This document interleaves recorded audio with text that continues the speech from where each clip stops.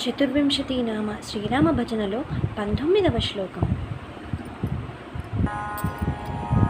రామ రామ రామ సీత, రామ రామ రామ సీత, కామితార్థదాయక శుభనామ, భీమ రాక్షస విరామ శ్రీ రఘురామ రామ రామ సీత, రామ రామ రామ సీత.